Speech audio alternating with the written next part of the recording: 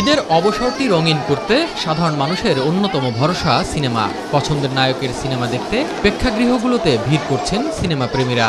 মোটামুটি বাচ্চাদেরকে নিয়ে আনন্দ করা, এইটাই বাচ্চাদের মুভিগুলোই বেশি দেখা হয় আমাদের। প্রতি বছরই দেখতে আসা হয়, কারণ একটা ফ্যামিলির সাথে এক জায়গায় এসে একটা দেখতে ভালো লাগে। রাজকুমার দেখার উদ্দেশ্যে আসছি, কারণ গতবারের প্রিয়তম যে মুভিটা সেটা খুবই ভালো ছিল। এবারের ঈদ উল ফিতরে প্রেক্ষাগৃহে 11টি ছবি মুক্তি পেয়েছে। হল সংখ্যা এগিয়ে ঢাকাই সিনেমার সুপারস্টার শাকিব খানের রাজকুমার। তাছাড়া শরীফুল রাজের ওমর, দেয়ালের দেশ কিংবা কাজল রেখাও মাতাচ্ছে সিনেপ্লেক্স।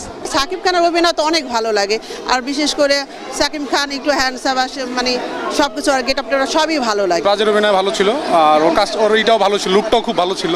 মূলত এবার শাকিব ও রাজের মধ্যেই চলছে মূল প্রতিযোগিতা। দুই তারকার অভিনয়ে মুগ্ধ হলেও মিশ্র প্রতিক্রিয়া রয়েছে সিনেমা ঘিরে। শুরুটা ভালো ছিল, কিন্তু আমরা আশা করছিলাম যে শেষের দিকে আরেকটু থ্রিলার থাকবে, টুইস্ট থাকবে। ওরকম টুইস্ট আর থ্রিলার ছিল না। সব কিছুই খুব ভালো ছিল। শরীফুল রাজের অভিনয়টা স্পেশালি খুবই ভালো ছিল। সে এখন এই বয়সে যে নাচতে পারে, বাংলাদেশে অন্য নায়ক হইলে তাকে মাজা কোমর সব ভেঙে দেবে।